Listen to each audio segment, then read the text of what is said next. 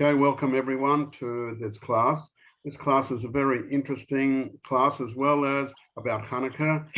The idea, of course, will be about the influence of the Torah versus wisdom, and we're going to talk all about that, and we will discuss that, and we will try to have a good understanding of the differential between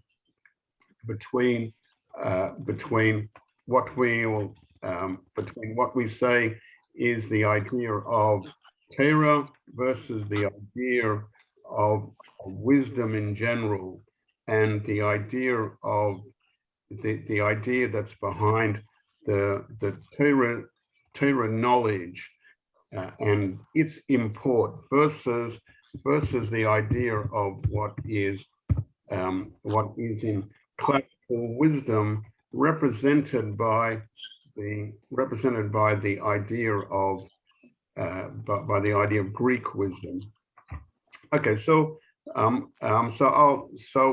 with a brief introduction, and in the text that we'll learn together, the Rebbe addresses really a very simple but nevertheless a disturbing question about the idea of the intellect and knowledge in general. Both the Jewish nation, Jewish people, as well as classical Greece, there was always this idea of the intellect, knowledge, and cherishing understanding. But nevertheless, in this miracle of Chanukah, in the story of Chanukah, we see that there is a war and there's a battle. There's a physical war, but there's also an intellectual war which the Greeks waged against the Jewish nation. And we're going to understand and try to delve into why this bothered them so much. To understand this conflict, the Rebbe is going to first analyze respective approaches of the Jews and the Greeks to wisdom, and specifically we'll give out examples from two very famous Greek philosophers, Aristotle and Socrates, and understand their approach to wisdom, to understanding, to help us understand why the Greek nation as a whole went to war with the Jewish nation.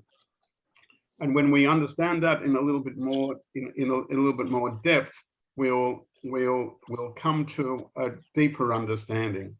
Now, if you've got the notes available for you, there's the section which has got written A, and it starts off with the idea of the holiday of the intellect.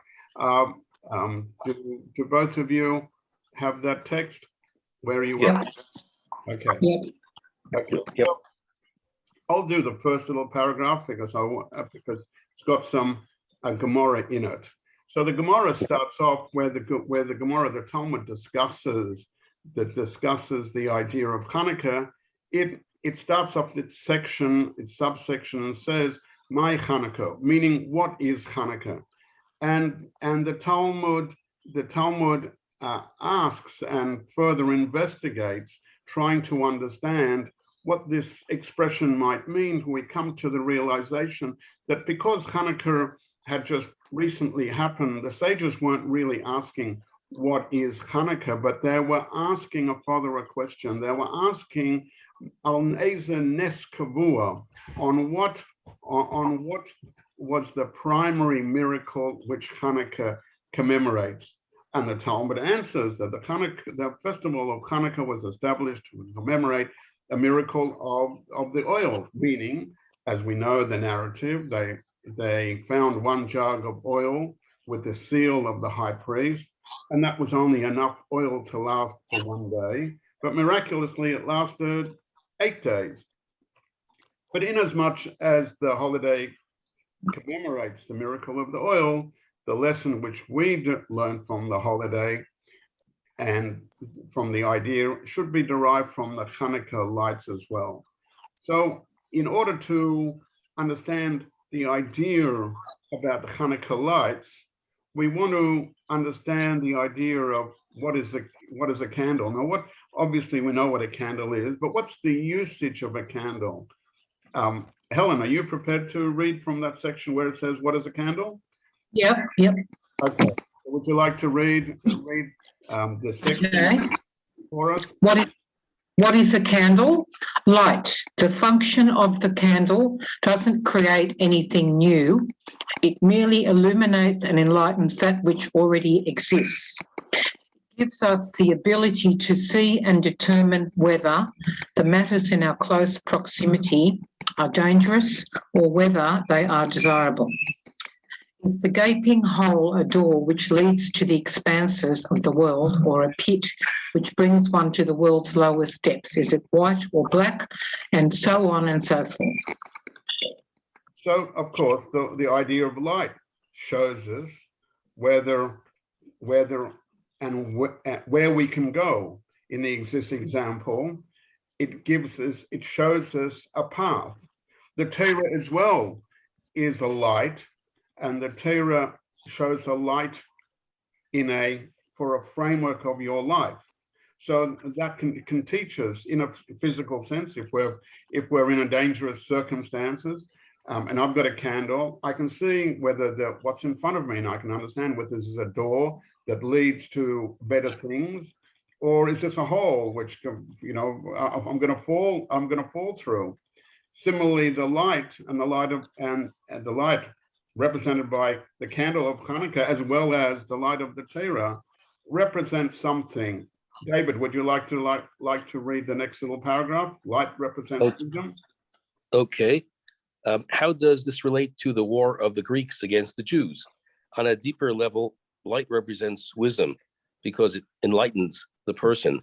As the verse says, quote unquote, the fool goes in the dark, while the wise man's eyes are in his head. That is, he has the ability to see clearly and properly evaluate what he should avoid and what he should embrace. So in King Solomon's wisdom, he teaches us that if a person adds light to his life, then he can walk correctly, and he understands, and hence he says a wise man's eyes are in his head. But if a person doesn't want to utilize the light, then he walks in darkness, and he goes in the dark. So we're going to address the next idea about on what level was there a fight between two nations in reality, and perhaps we can extend this idea to two philosophies, and that's where we're headed. Helen, do you want to do the next section, which says, why were the two nations fighting? Okay. Now, the Greeks were a very intellectually advanced nation. They are well known in history, as mentioned in works of Hasidim as well, to have been heavily engaged in the pursuit of wisdom. The Jews were also a very intellectually minded nation, constantly in the pursuit of wisdom, as the verse says, for this is your wisdom and understanding in the eyes of nations. That being the case that both nations, the Jews and the Greeks, highly treasured the pursuit of wisdom, why did they clash to the extent that they waged a full-out war? Okay, David, you want to take the next paragraph? Okay, the distinction between Torah and wisdom. The Midrash makes the following statement. If someone tells you that there is wisdom among the nations, believe him. If he says there is a Torah among the nations, don't believe him. As explained in Hasidism, a name is very significant. A lot can be learned from the distinction of the names wisdom versus Torah. Okay, so I'm going to continue with this next section of the paragraph. So what we've understood that the Talmud has told us, the Medrash has told us, that we are to believe that people, human beings, have wisdom and can intellectually build technology and go beyond and help other people with their technologies.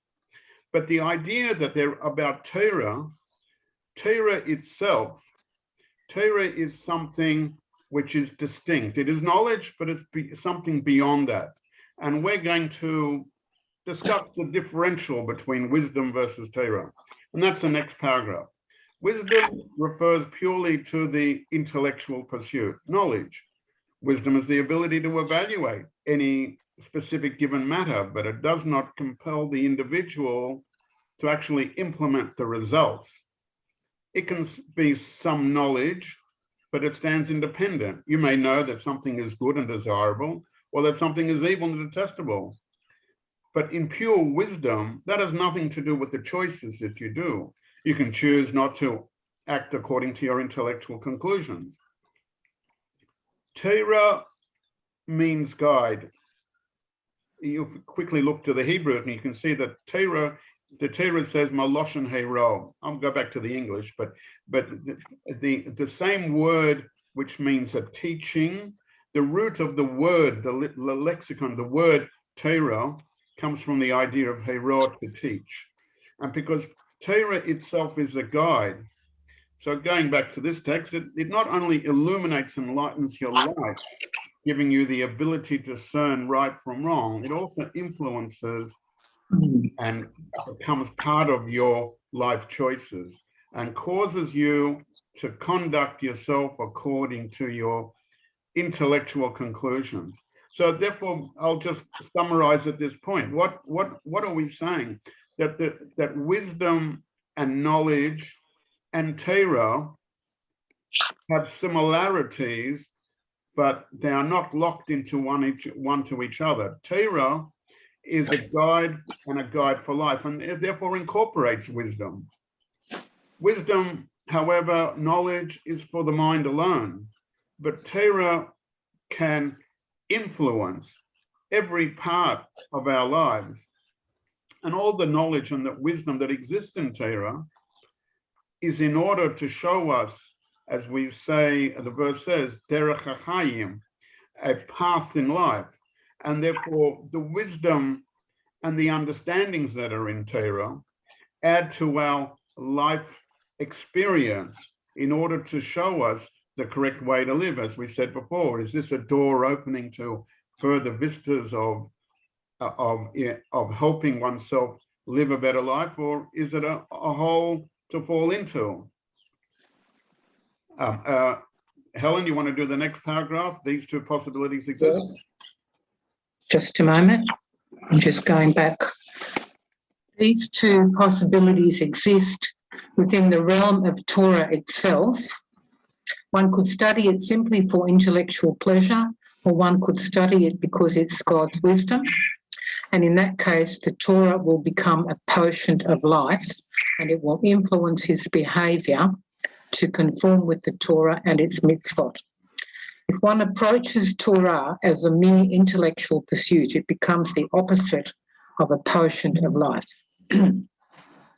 Our sages said that when one fails to recite the blessing over Torah study, blessed are you, the giver of the Torah, that is, when we forget about the giver of the Torah, it brings destruction to the world in a most literal sense and leads the Jewish people into a materialistic exile.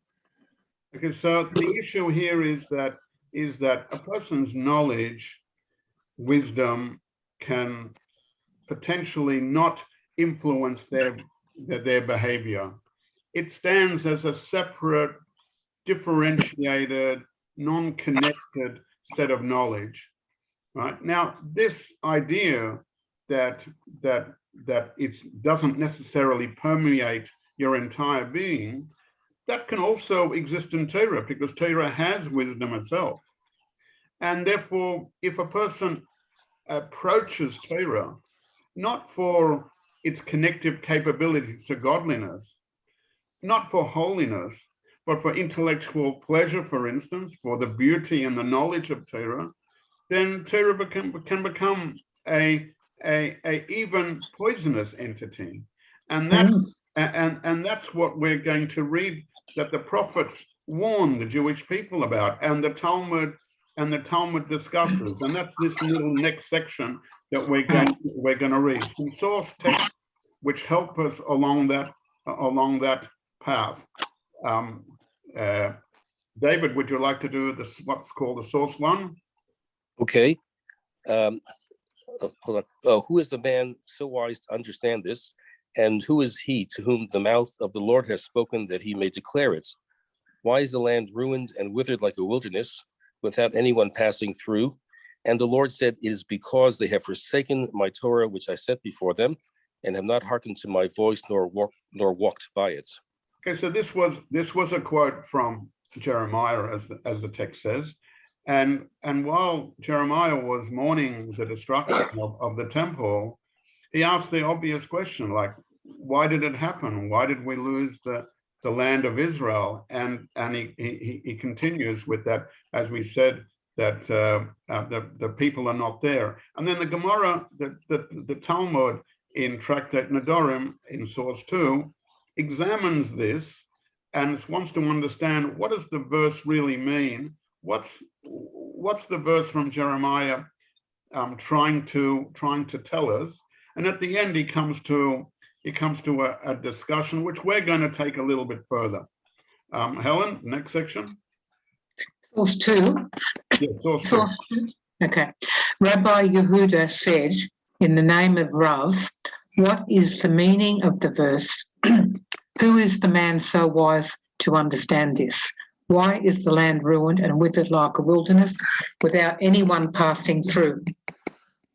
This question was asked of the sages and of the prophets, but they could not explain it. The matter remained a mystery until God himself explained. The Lord said, it is because they have forsaken my Torah, which I set before them, and have not hearkened to my voice, nor walked by it. It would appear that have not hearkened to my voice is the same as not walked by it. Rav Yehuda said the expression nor walk by it means that they did not first recite a blessing over the Torah. Okay. So this is a little bit puzzling. The explanation is a little bit puzzling, but we're going to work our way through it.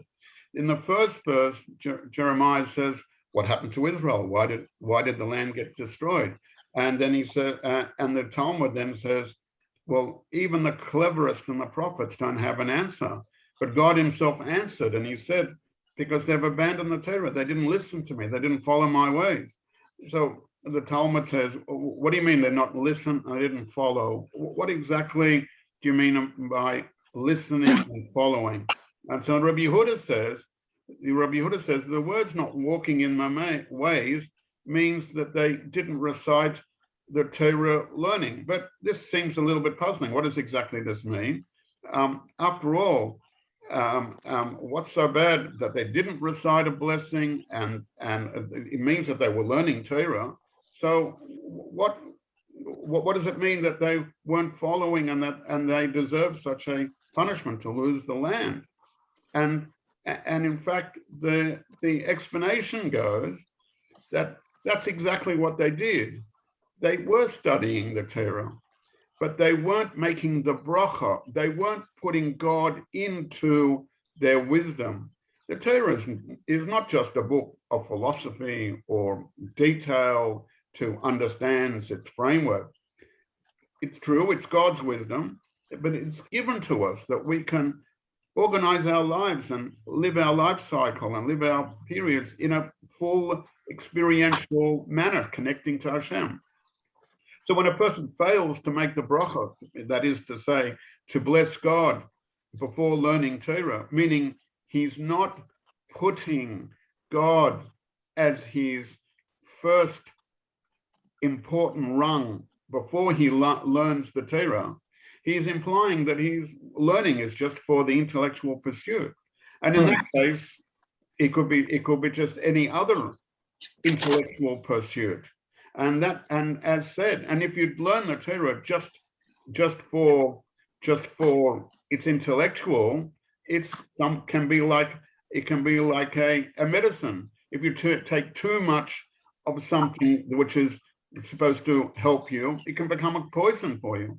And in the ultimate sense, this is why the temple was destroyed. And this is brought out by another source, source number 3, which we can read at the moment, right? A little bit of further explanation by a great sage called the Beit Chodosh, who who lived in the 1600s. David, you want to try this? Source 3? Okay, sure. This is very perplexing. Why were they meted such a severe punishment for the seemingly minor transgression of failing to recite the blessing for Torah study? It seems that the real point is that we should be studying Torah to unite our souls with the spirituality and the holiness of Torah's source.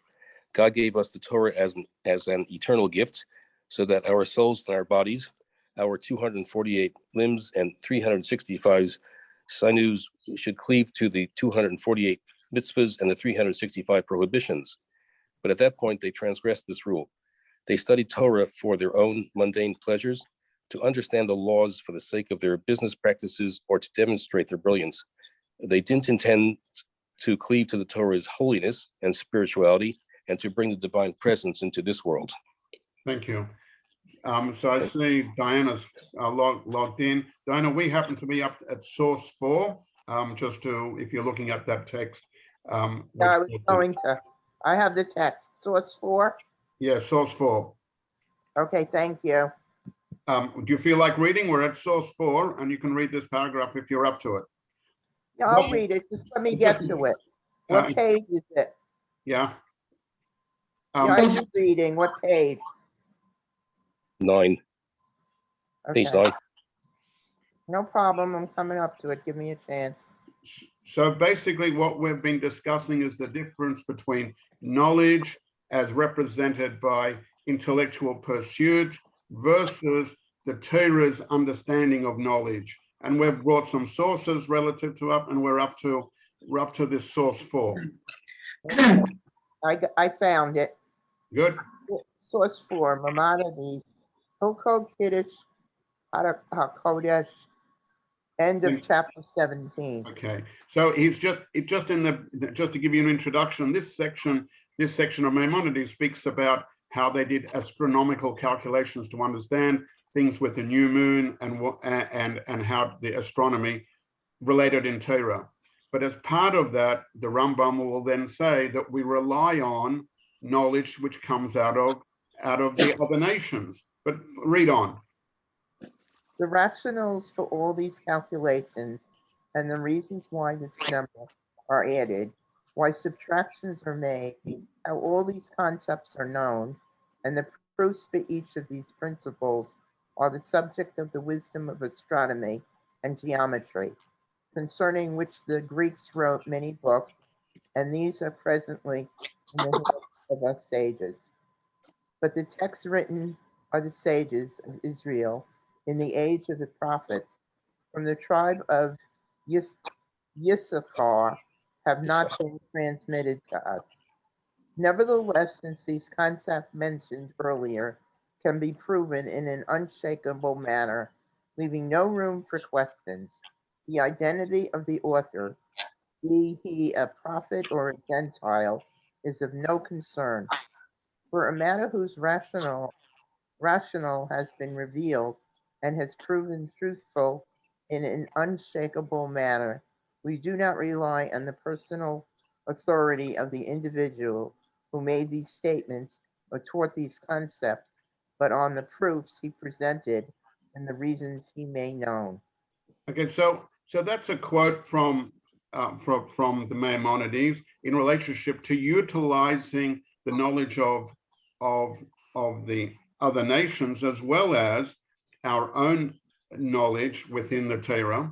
And it's not that we rely on them in a sense of accepting it fully, but we understand it, and since they can prove it, we understand it because that's knowledge per se. But the next section we're going to be discussing the difference of Torah and its wisdom. The Rebbe writes, and he says, the Torah of truth, and I'll read this paragraph, the Torah of truth states that there is wisdom amongst the nations. So we have mentioned before, and the Medrash mentioned it before, so that it is true that there is knowledge, technology, understanding amongst non-Jews, the world in general. as reading on, to the extent that these wisdoms are to be consulted in certain matters, such as medical advice, for instance, or technical advice, or how to build a building, architectural advice, building advice. The Torah specifically recognizes the expertise of a non-Jewish doctor. The Torah also recognizes the field of astronomy, which happened to be where Maimonides' expertise, as well as being a doctor. And he writes that some of the calculations of the Jewish Chanukah were taken from non-Jewish sources. Although, in brackets, it seems that to indicate that the wisdom of the Gentiles itself also has sources in Torah.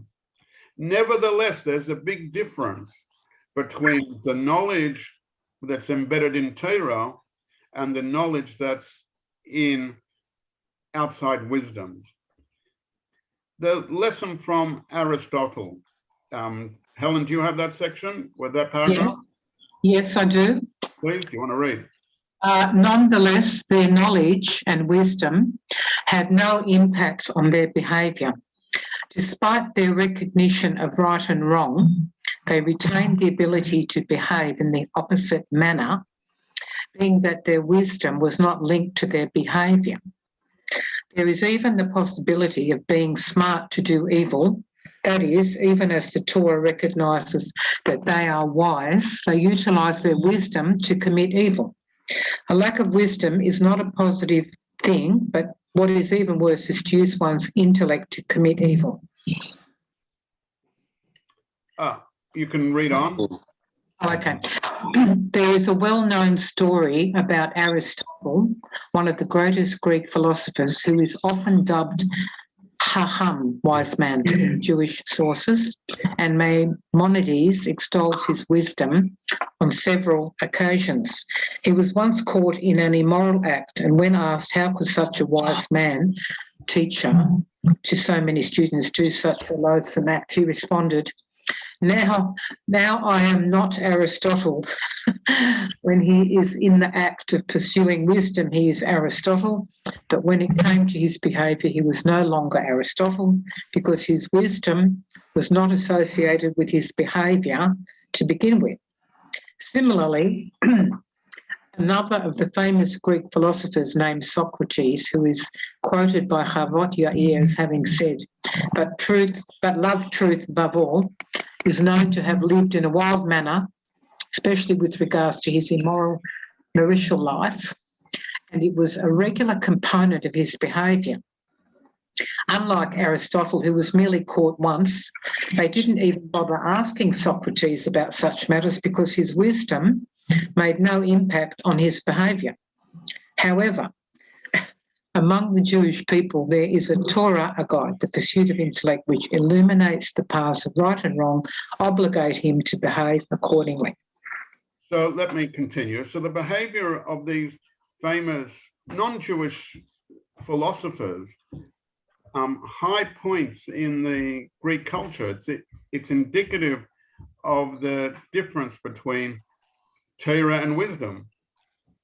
Aristotle and Socrates are amongst the wisest men on earth at their time, and they knew plenty of technology, of logic, of mathematics, of even geometry, etc., as well as ethics and morality.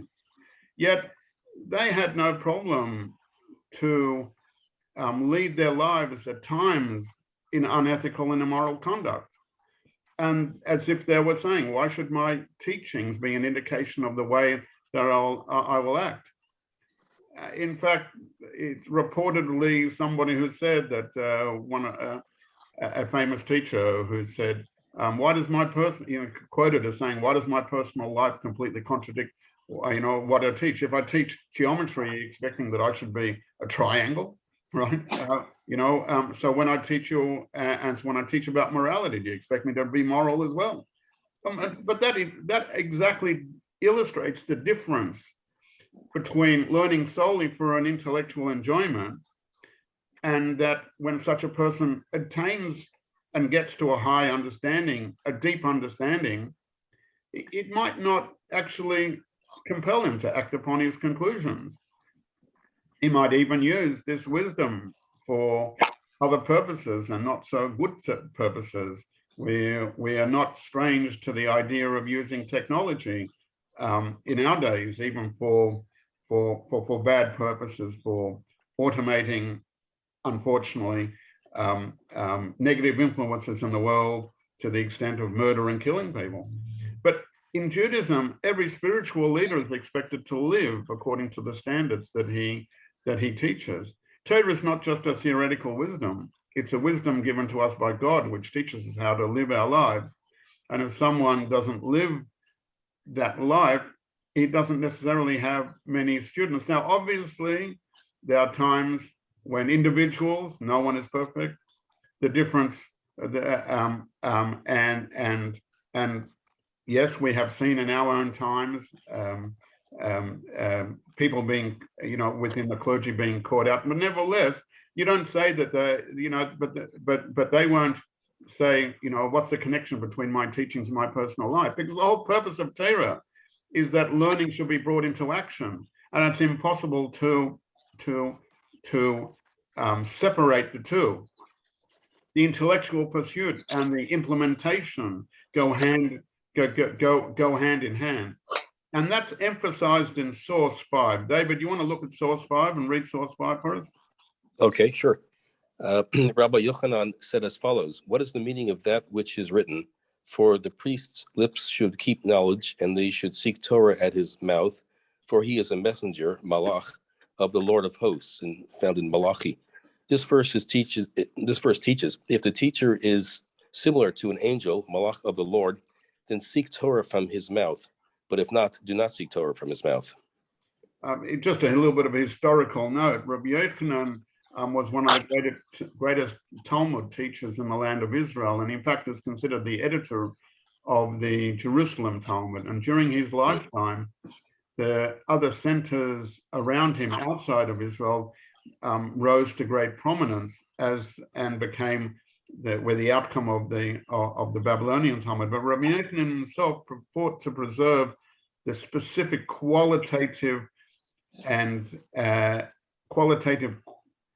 edge of the Torah centers for Israel, and he was a very famous person for that. He was quite a handsome man, as well as a great knowledge, a great source of knowledge of the Torah, and therefore he was a person like that who said that, if you're looking for a teacher, you have to look for someone who's got the qualities of an angel of Hashem, and then you can understand Torah from his mouth, right? So he's what we're saying, the Torah is saying, is that Torah is not just about getting a degree, or Torah is not just about obtaining a deep sense of knowledge, because even the most brilliant rabbi can't necessarily live up to the Torah standard, but there is a hierarchy to learn from, and if he doesn't live up to his standards, and he's not showing the ethos of the Torah, and therefore we suspect that perhaps even his Torah and his knowledge is not 100% correct, even though he might be technically correct.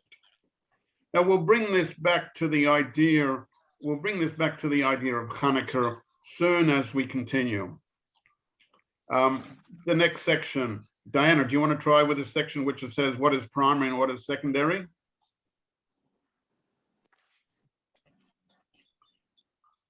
Diana, you're on mute as it happens. Page. Okay, till Diana gets to, I'm you ready? I'm here. I Okay. realized I was on mute. Hold on, I'll do it. No problem. Okay. What is the primary and what is the secondary? Why the distinction? If both the Greeks and the Jewish people value the pursuit of intellect, why are they different from each other? The difference is in their approach to wisdom. The Jewish approach, action is the primary goal. The first and foremost priority is to behave according to the dictates of the Torah and mitzvot, and that is why we study, to know which to embrace and which to avoid. The pursuit of knowledge is only a means to an end. To be practically apply to our lives. It is therefore impossible for a Jew to use the wisdom to commit evil, because the first foundation is that one must behave according to the Torah's dictates, and the entire existence of intellect is only here to serve the purpose of differentiating between good and bad. Such wisdom cannot be perverted into an evil one, being that the entire goal of the wisdom is solely to influence his behavior for the better. Do you want me to continue? Yeah, just you can do a little bit more of the next section, please. Sure, no problem. This isn't true of the Greek wisdom. There, the first foundation is the value of the intellect alone. Therefore, when it comes to one's personal behavior, a person can remain selfish and untamed, blinded by his lust, and fully engaged in the pursuit of pleasure. Even if such a person desires to follow the dictates of his intellect, his desires can overpower him. They aren't impressed by intellectual arguments and can even twist those arguments to serve the opposite purpose.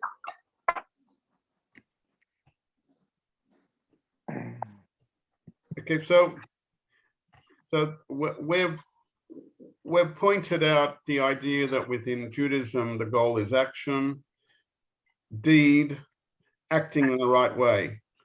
A Jew has to act in accordance with the Torah.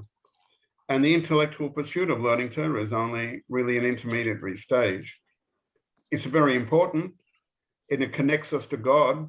Therefore, the person's intellect connects us to God's wisdom, and we connect in a way that we understand God's idea. But the goal is clear, that we are to keep and do the activity. Now, this is different to the philosophy of the Western world, or the Greek approach to wisdom, which is wisdom is celebrated as an end to itself. Intellect has a final say in all matters, and it's not linked to behavior to any significant ways. And this can easily lead to unintended consequences. And unfortunately, we saw in at least our parents' era, the idea where the nation which was supposed to intellectually of the highest order in Europe became the most horrid nation that destroyed the Jews, or tried to attempt to do it.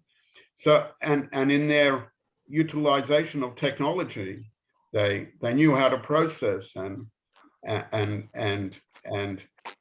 automate their killings. So the idea of the Torah versus wisdom, instead of the intellect controlling the person, their desires and their hatred can control their intellect.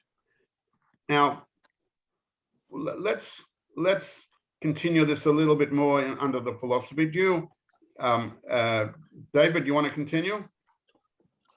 Why they have many gods? Yeah.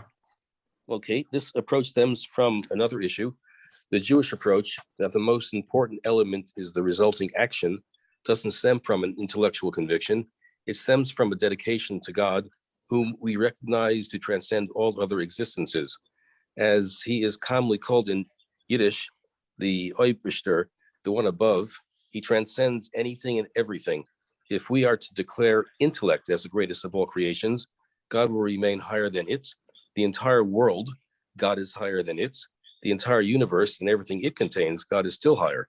With that in mind, behavior is our priority and foundation in our approach, simply because God determined it to be so.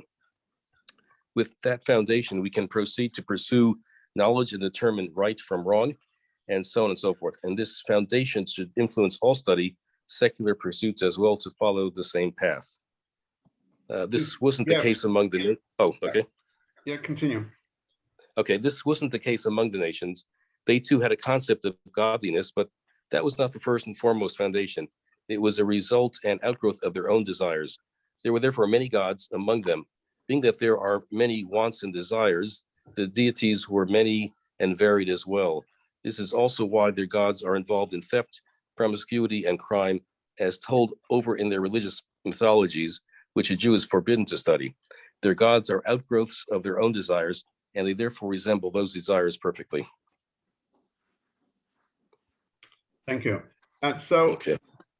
the same difference between the wisdom of the Jew and the Greek is evident in the difference in the way that they served their what they believed in. Jews have one God, and every Jewish child knows that Hashem, God, is something we can't possibly comprehend, and that regardless of our understanding, whether we understand it more or less, we are to follow his commandments. And the more that we understand, the more we can appreciate, but that our appreciation doesn't dictate our actions. But for a person who worships, so we say, an idol worshiper, the Greeks had their multiples of gods, with a chief god and lesser gods and demigods. The god is a product of a person's own ideas. Their idol worshipping was worshipping and projecting their own thoughts about the nature of their gods. And that's why their gods, and if you know the mythology of them, they sometimes they did all sorts of things like thieving one between each other, or marital impropriety, or other different ideas. So this, in fact, then became a battle, which then, although eventually turned out in a physical battlefield, started with an intellectual battle. It started with an approach of a philosophy and two philosophies coinciding. So the real meaning of the war. Again, Helen, do you want to read at this section, the real meaning of the war? Okay. That was the war between the Greeks and the Jews. The Greeks definitely valued intellect, but it was in direct contradiction to the Jewish approach to wisdom. The Greeks valued wisdom as an end in itself, one which wasn't specifically associated with a specific mode of behaviour. On a practical level, a person was free to behave as he saw fit, without taking others into consideration. If another person disturbed him, there was nothing stopping him from freeing himself of the nuisance, even if he needed to resort to murder, God forbid. That was the basis of the ideological war and the very physical war of the Greeks against the Jews. This is the miracle of Chanukah, that the Hasmoneans overcame the Greeks, were victorious, and found one jug of oil with the seal of the high priest with which to light the menorah. This wasn't just any oil, a wisdom which isn't necessarily associated with human behaviour, but an oil with the seal of the high priest, which symbolises the pursuit of wisdom, which is sanctified with the goal of bettering human behaviour.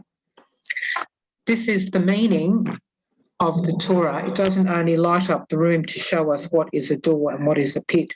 It influences us to behave according to our intellect and to transform the obstacle into something productive. And absolutely so. And then in that case, we can understand how is it that the whole Chanukah, it was why the miracle happened with an oil, and why we celebrated it with a candle, and we celebrate it with light. We can understand the idea that light as represents Chanukah, which represents a role of the Jewish nation to be a light unto the nation. But even more, this light, we're allowing it to affect us and change us and become better people, a different person. And I want to share with you a most beautiful story. There was years ago very famous Israeli ambassador called Yehuda Avner. Yehuda Avner, as ambassador, went and prepared the way for Prime Minister Menachem Begin to meet with the Rebbe, and he himself met with the Rebbe. He also prepared the way as an ambassador to discuss many insights between Israel's point of view and Washington's point of view. And at one point, he had a meeting with the Rebbe. They obviously discussed international issues which related to Washington and related to Israel and within. But then at one point it turned personal. And Yehuda Avner tells the story that when it turned personal, and he told us the story, and he says that the Rebbe said to him mentioned this idea about the Torah and a man's purpose in life, and used an analogy of a candle, and that's what we light up in Chanukah. And the Rebbe said to him as follows. He said to him, imagine that you're looking at a cupboard, and I tell you, open that cupboard, and you open the cupboard, and what do you see there? You see a candle. And I might tell you, that's not a candle. Really, it's a lump of wax, and there's a piece of string inside. That's all that it is. But when does wax and the wick become a candle? When it does an action, and when you make that action happen to the candle. When a person brings a flame, a match, to that wick, then when that wax and the wick join together, and they fulfill the purpose for what they're created for.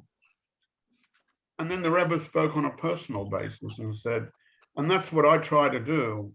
I try to help every man fulfill the purpose for which they were created. And that is the idea of Torah. So the Rebbe continued, and he said, Ambassador Avner says, the story says that the Rebbe said to him, a little bit of Hebrew, Ha'esh zeh eish ha'Torah, that the fire that we're talking about, that's the fire embedded in Torah itself. The fire is fire of the Torah.